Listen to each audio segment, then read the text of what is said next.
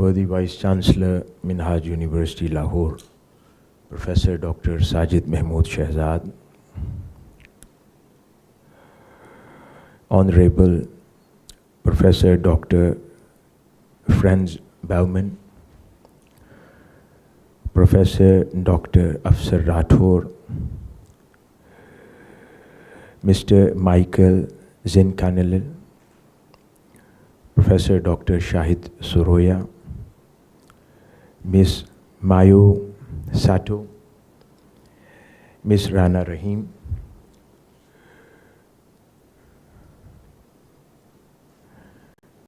Dr. Yasir Khan, Honorable guests, representatives of various national and international institutions, faculty members, and dear participants. By the grace of Almighty Lord, this year again, we were able to come together to discuss some very urgent and important topics and themes which are most relevant today with our institutions, with the generation passing, and the world currently. And as a legacy and tradition of Minhaj University, it has always been upfront whenever such issues are rising, and Minhaj University contributes and plays its important role whenever where it is needed. So I would like to congratulate the Department of Political Science, Dr. Yasir Khan, Dr. Bibi Saira, Ms. Gayer, and all the organizing members of this conference for a very successful and beautiful organization of this event. And I pray to Almighty Lord that for whatever reason we all have gathered here today, so Allah Almighty make it successful, and whatever we achieve from this conference, it helps us to act upon it for this generation, for the peaceful and calm world. Dear audience, as we all have heard about the theme of today's conference, which covers three main areas. One is climate change, the other one is migration, and the third important theme of this conference is hunger, achieving zero hunger. So I have chosen the first part of the theme, which is climate change, as major part of my today's discourse. As we all know, climate change is no longer a distant threat. It is a present reality reshaping our world. The past decade has seen unprecedented warming of about 1.2 centigrade above 19th century levels, and extreme weather events on every continent. In fact, in last 10 years were the hottest on record, culminating in 2024 as the warmest year ever. As United Nations Secretary General warned, we have just endured a decade of deadly heat. This is climate breakdown in real time. Rising temperatures are fueling furious floods, heat waves with temperatures above 50 degrees and uncontrollable wildfires scorching entire regions. In 2022 only, for example, unprecedented monsoon floods left 1/3 of Pakistan under water, illustrating how climate extremes are pummeling nations that did little to cause global warming. In the Horn of Africa, a prolonged drought from 2020 to 2023 partly attributed to climate change as well, drove over 20 million people into extreme hunger, as Pope Francis lamented in 2015.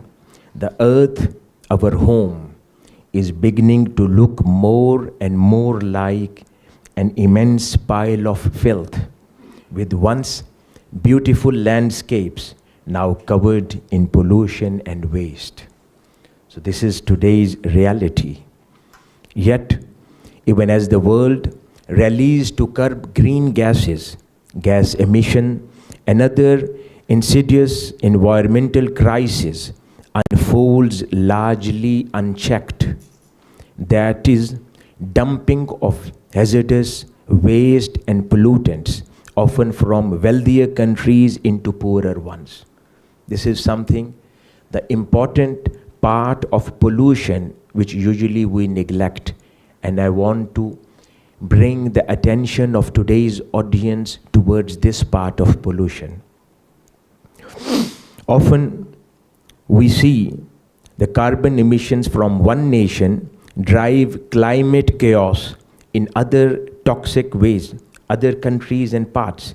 Similarly, the toxic waste discarded improperly can poison ecosystem and communities thousands of miles away.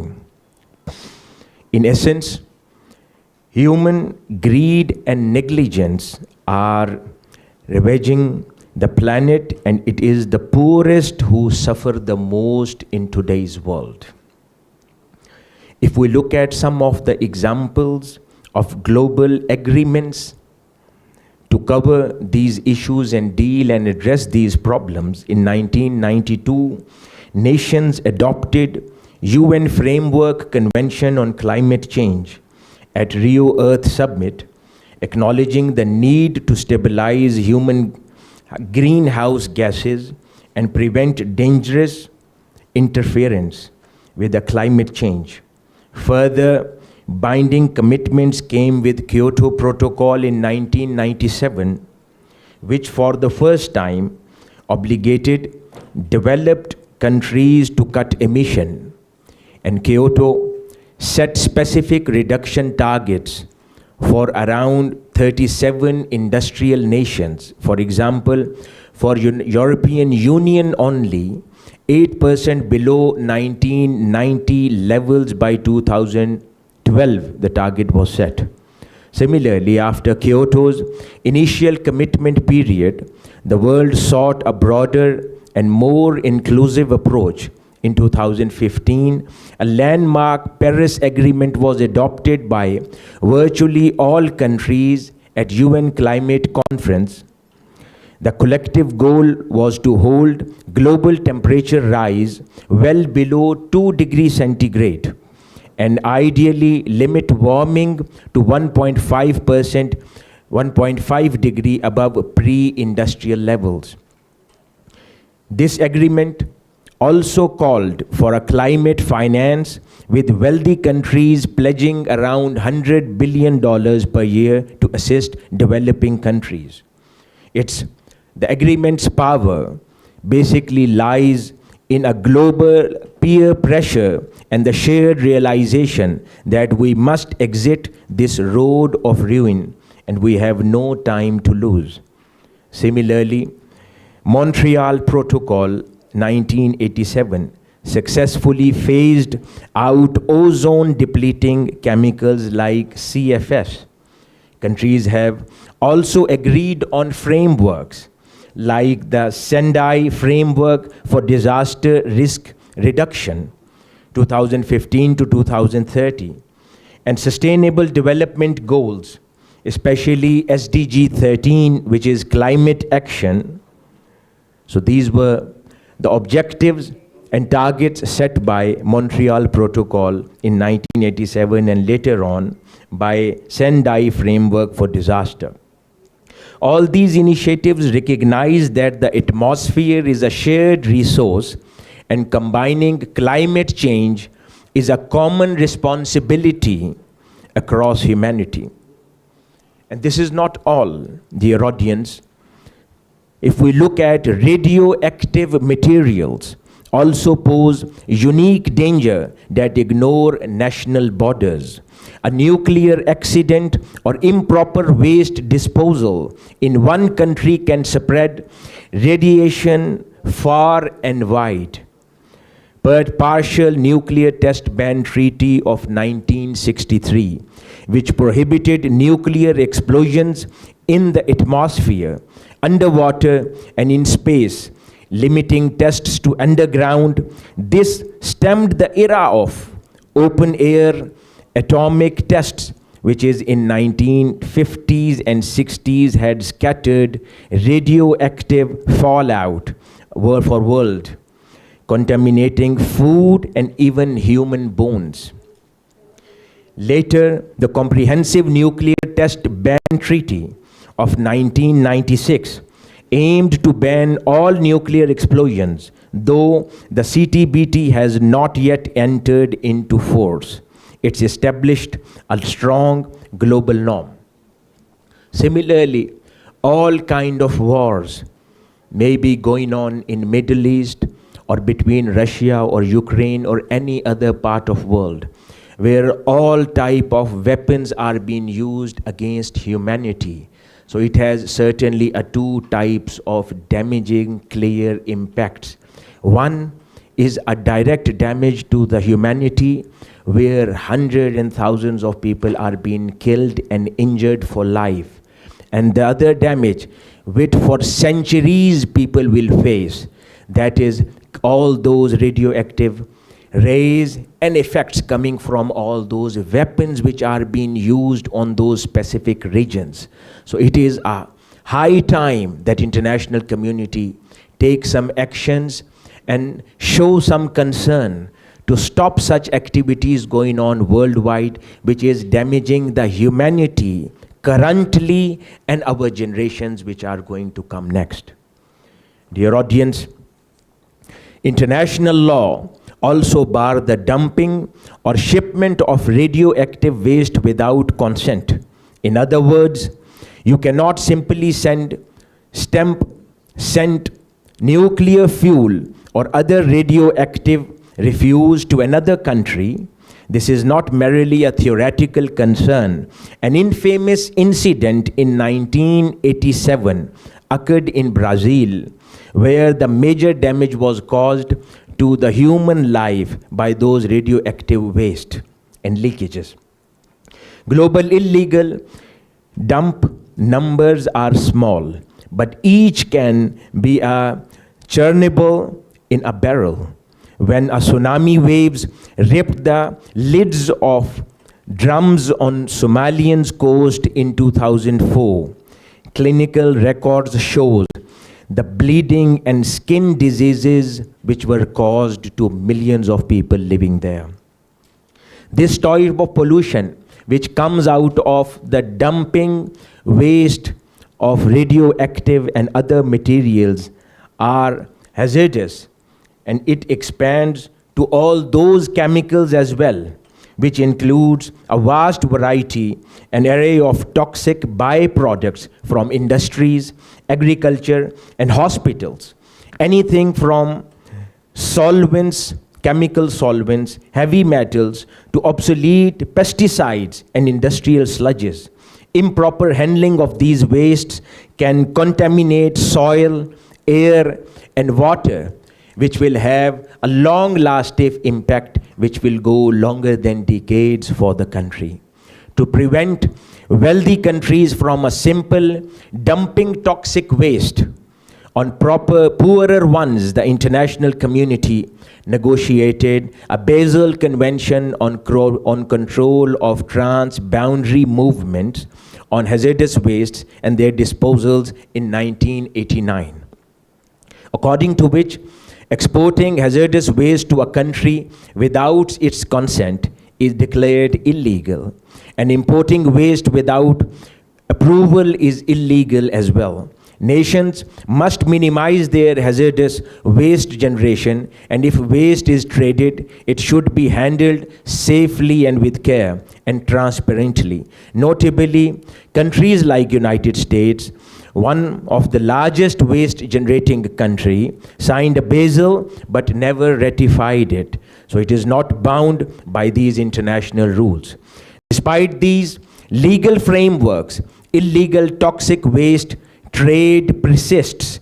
Weak enforcements and lure of avoiding high disposal cost means that companies, illegal or smaller companies who are not obeying by the book, companies still try to invade these rules. According to the World Health Organization, an estimated 1.3 million people died in 2012 only from exposure to selected toxic chemicals. And by 2016, this toll had risen to 1.6 million, and by 2019, that was roughly 2 million worldwide.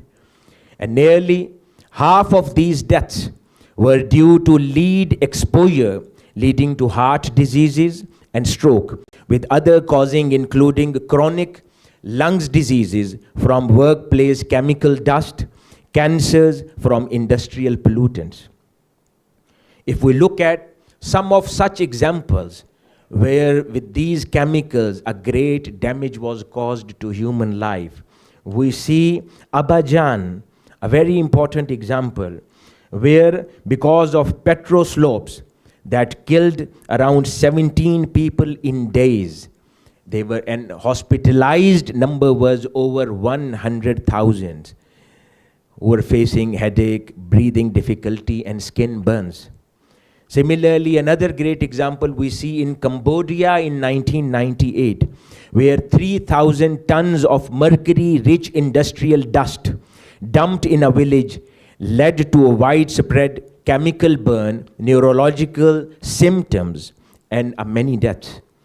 WHO links long-term chemical exposure to 1.3 to 2 million premature deaths every year, primarily via cancers, cardiovascular disease, and neurotoxicity. Toxic metals hotspots are lethal to children as well. In Zamfara, which is in Nigeria in 2010 only, at least 400 children died after a lead tailing contamination which took place in a village soil. And then another example of a similar pollution which is continuing and affecting the humanity at large worldwide. Another example and type is biological waste, which is often overlooked waste stream in a medical and biological waste. That includes materials such as used syringes, needles, contaminated dressings, pharmaceutical waste, and other detritus from hospitals and clinics. If not handled properly, medical waste can directly spread disease or injure people. For example, unsafe reuse or improper disposal of syringes has caused serious outbreaks. In one of the incidents in Pakistan in 2019, over 900 children in Sindh province were infected with HIV after a usage of a pre-used syringes on children repeatedly, and that caused a lot of great damage to human life. In year 2000, the World Health Organization estimated that contaminated injections caused around 20 million new hepatitis B infections, 2 million hepatitis C infections, and 250,000 HIV infections in that single year. This prompted a whole worldwide push for injection safety, for instance, introducing an auto-disable syringes that cannot be reused. But By 2010, the toll had dropped drastically, but still the present figures worldwide showing around 1.7 million hepatitis B cases and 315,000 hepatitis C cases and 33,800 HIV cases still continuing and expanding because of reusage of the same syringes and the waste coming from the hospitals. So these are some burning areas. If we talk about climate change, if we talk about human security, if we talk about the security of the life, so we all have to look into these areas as well, so that the actual impacts could be gauged and the solution could be provided to the humanity. Dear audience, now coming to the second important section of my talk, another important type of waste which we always overlook, and especially Pakistan does. That is e-waste crisis, which we're not concerned much about and we are not looking into it. This is one of the fastest growing waste streams in electronic waste, or that may be called e-waste. Discarded phones, computers, appliances, and other electronic devices. E-waste contains valuable materials such as gold, copper, rare earth elements, but also harbors toxic components such as lead, mercury, cadmium, and arsen, and brominated flames retardants. When millions of devices are improperly dumped or crudely recycled, those toxins leach into the environment and endangered human life. The scale of the problem is immense and escalating. In 2019, the world generated about 53.6 million metric tons of e-waste. And by 2022, this ballooned to an estimated 62 million tons. Only around 1/5 of e-waste is formally documented as recycled. The rest is often shipped, dumped, or handled informally outside of regulated system. E-waste is covered under the Basel Convention. Hazardous waste list, for example, used computer monitors and batteries are classified as hazardous due to lead or acid content. However, for years, a glaring loophole existed in it. Exporters would label shipments of old electronics as second-hand goods or donations for reuse, thus exempting them from Basel control. This allowed massive quantities of non-functional or obsolete electronics to flow into developing countries like Pakistan. 2019, Basel parties finally adopted new e-waste guidelines to tighten this loophole, declaring many types of used electronic hazardous unless proven functional. Some progress has followed. For instance, once the China top destination for the world e-waste banned most solid waste imports in 2018. But illicit e-waste trafficking persists, shifting to regions with weaker oversight like India, Pakistan, and African countries. Informal e-waste recycling involves open air burning of wires to extract copper, acid bath to strip precious metals from circuit boards, and manual smashing of electronic components. These crude methods release clouds of toxic smoke and ash. Soil and water becomes laden with heavy metals. One study found that lead levels in Goyo soil hundreds of times above safe limits and high concentration of dioxins as well. For example, a notorious example of e-waste dump in Accra, a child who eat just one chicken egg in Accra produced there would ingest 220 times the European food safety limit for the detoxin. It is no surprise that nearby residents suffer health problems, chronic headaches, respiratory issues, skin disorders, and elevated lead levels in their blood. Research has also found that children growing up around the e-waste sites have higher rates of birth defects and neurological disorders. The World Health Organization warns that informal e-waste recycling exposes workers and communities living around those areas of dumping sites. There are 1,000 times more harmful substance available in the air which is going to damage their life.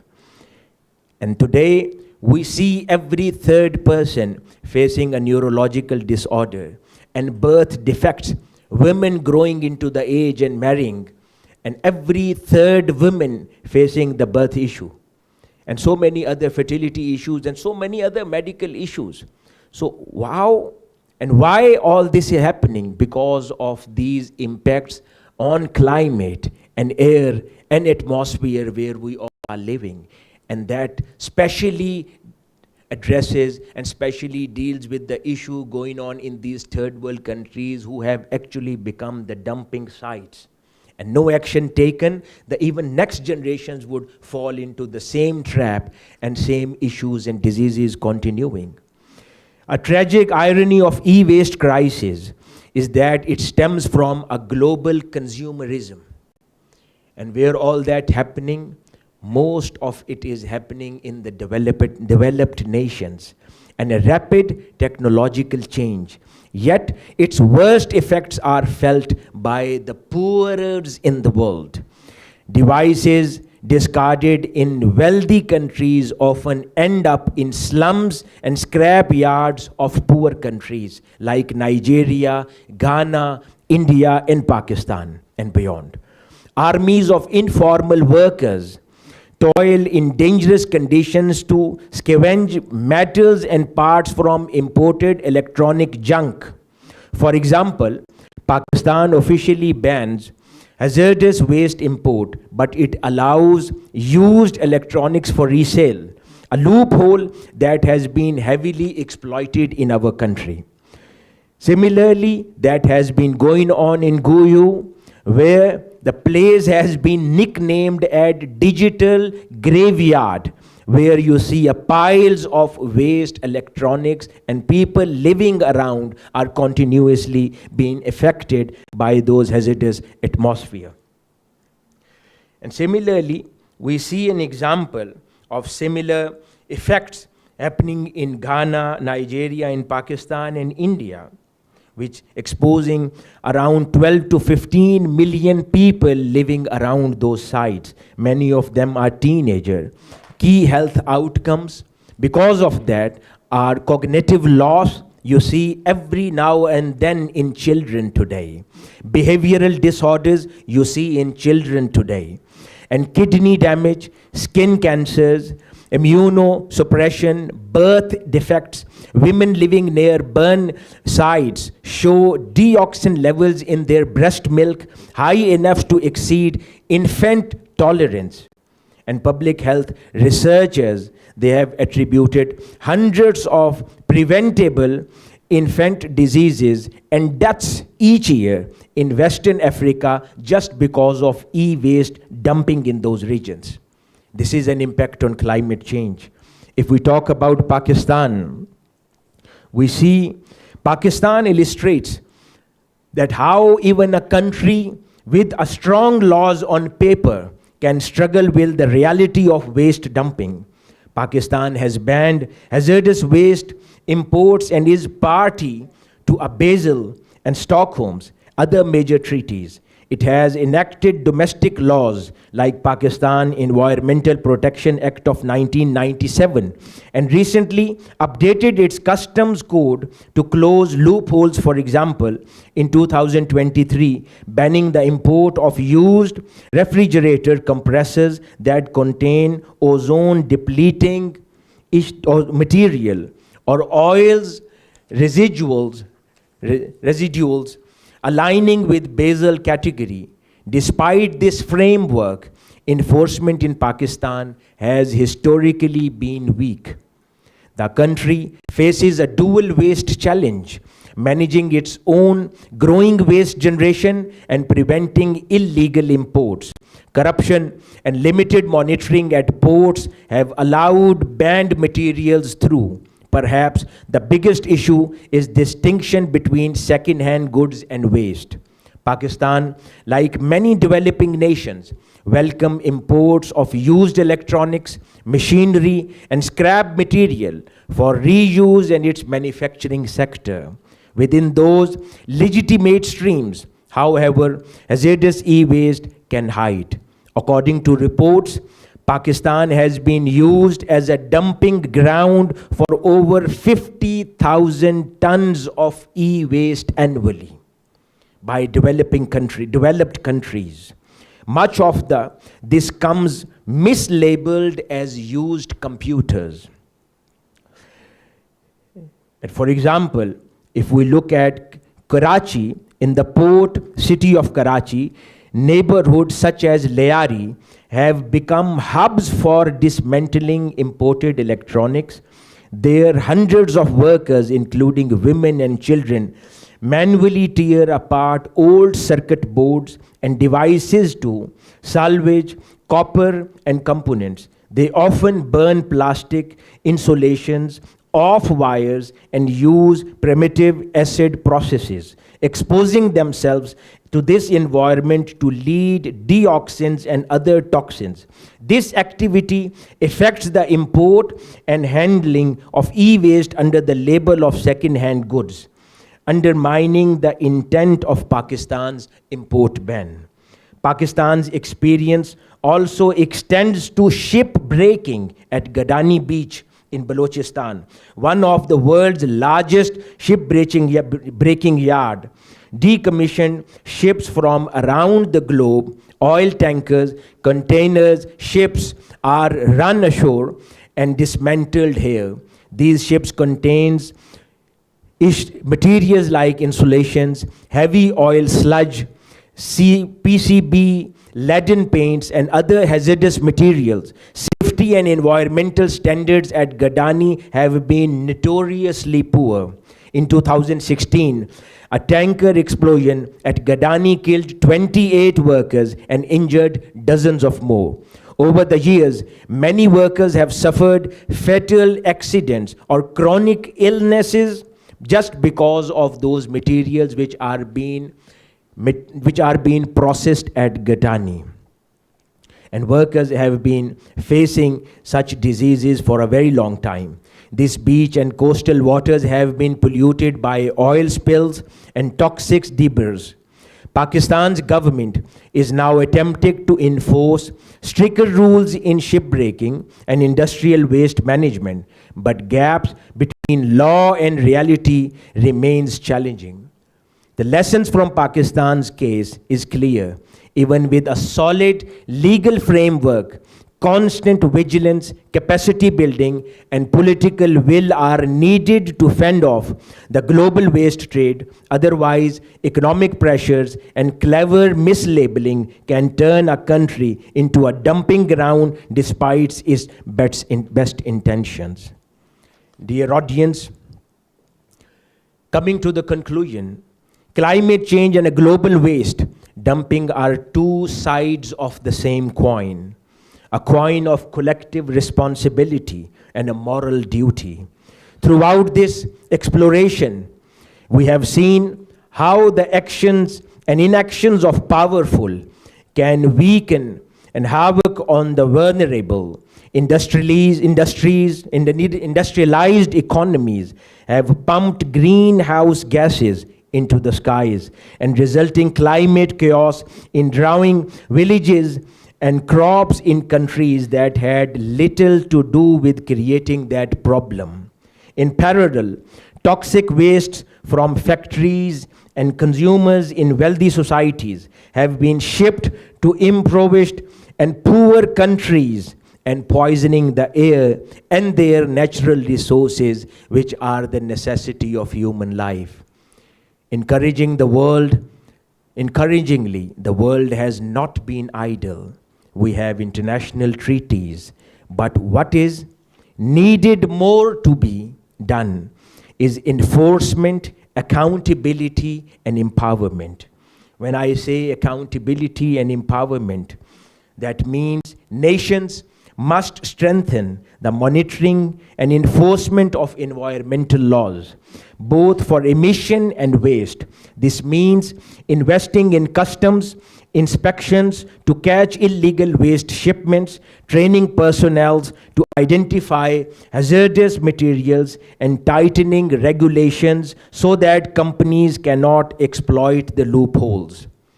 We have to empower our communities. When I say empower our communities, by that I mean supporting the civil society, protecting whistleblowers, environmental activists, and investigating journalists is key to uncovering and deterring environmental crimes. Communities that bear the brunt of pollution must have say in the decisions which are made by the governments for them. And when I say preventing actions and sustainable practices, by that I would mean ultimately the best way to stop waste dumping is to produce less hazardous materials in the first place. This aligns with circular economy and waste hierarchy. Reduce, reuse, recycle, and add, refuse unnecessary waste. Industries should invest in clearer production techniques and green chemistry to replace toxic substance with safer alternatives. Companies must take greater responsibility of their products at end of the life through extended producer responsibility program that incentivize take back and recycling of electronics, batteries, and plastics. Consumers in wealthy nations need to work on their consumption behavior while considering the future of our nations and future of this world. And most importantly, the wealthier nations can play a role by reducing overconsumption and demanding procedures by introducing some more taxes to such products, luxury products, which are affecting the climate worldwide, and that will certainly impact this consumers' behavior of overconsumption. In closing, achieving environmental justice will require binding international commitments as well as local action, high-tech solutions, as well as age-old wisdom. It means recognizing that we all are caretakers of this earth, planet Earth, not masters of it. A saying of Prophet Muhammad, peace be upon him, life in this world is sweet and green, and indeed Allah Almighty has made you successors in it to see how you will behave. We have been entrusted with a beautiful planet, a sweet and green world, and we will be judged by future generations and indeed by our Creator on how we cared for it. Let us behave justly, sensibly, responsibly, with justice, compassion, and foresightedness. Thank you very much.